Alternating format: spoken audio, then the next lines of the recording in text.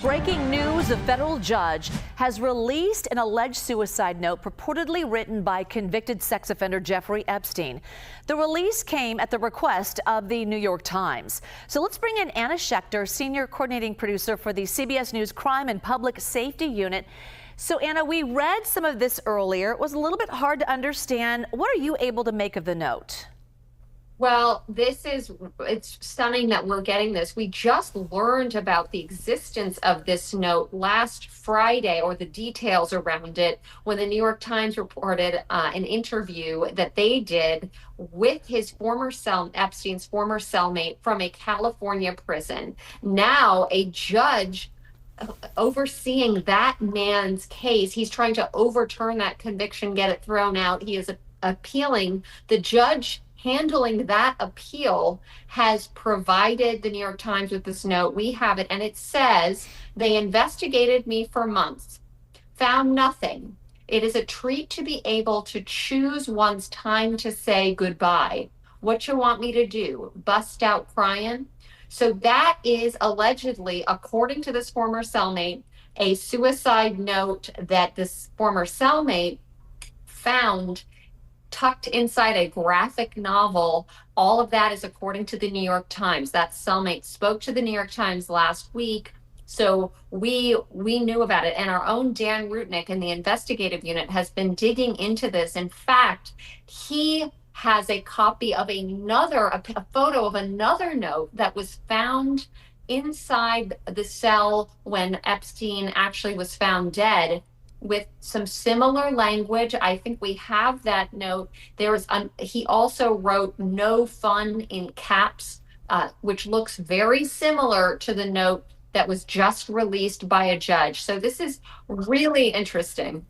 Yeah, absolutely. I mean, you can analyze it on so many levels: how he wrote it, what he was saying, kind of his frame of mind. Let's talk about the cellmate. I know that he's in there for quite a long rap, possibly a life sentence. Yes, and was he in there at the time with Epstein during the suicide attempt the first time and then the second time? The first time. Let's clear this up because it is confusing. Okay. So about 3 weeks before Epstein died, he died in August of 2019. Well, in July of 2019, Epstein was found on the floor of his cell that he was sharing with Nicholas Tartaglione, who was his cellmate, who he himself, as a former cop, was convicted on 4 murder charges. So Nicholas said his version of events is that Epstein had tried to kill himself, and he helped Epstein. He, tried to save him and revive him and help him. And initially, Epstein said that his cellmate had tried to kill him, to which Tartaglione said, "No, that's absolutely not true." And so there was speculation that maybe this note that he purportedly found could have been written by himself in his own defense. "See, he was trying to commit suicide. I did nothing."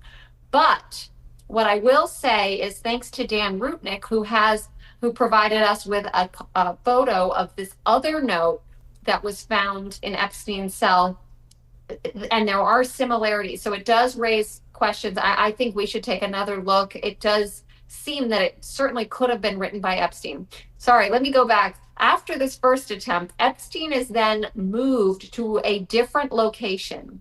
Nicholas is no longer his cellmate. And 3 weeks later, he was found dead in his cell, and the Department of Corrections dealt with that, and a medical examiner ruled it a suicide. So we've got 2 notes. We're seeing this one for the first time. This note is not from those millions of pages inside of the Epstein documents. There is a reference to it in the Epstein documents in a timeline that describes how Mr. Tartaglione's case has come up, right, in relation to Epstein, because they shared the cell and because he provided this note that we're just now seeing for the first time to his own lawyers. And he told the New York Times he was hoping that that would clear him from the initial allegations made by Epstein that his cellmate had tried to kill him. So it's very complicated. Of course, this is not a perfect witness because he himself was convicted on 4 murder charges. But this is definitely interesting to see this. It's new information. So yeah, that's exactly it.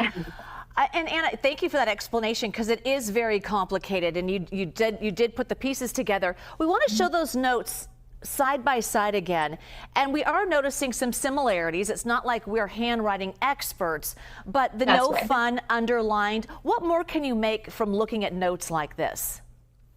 Well, the similarities that you just pointed out are interesting. Now, there is a discipline, handwriting experts, that we will certainly take these notes and have them analyzed, but it's not a perfect science. I think what's difficult about this case, even though we see these notes, we don't have surveillance video of Epstein writing the notes or of his cellmate writing the notes. So that's what's so tricky about this case.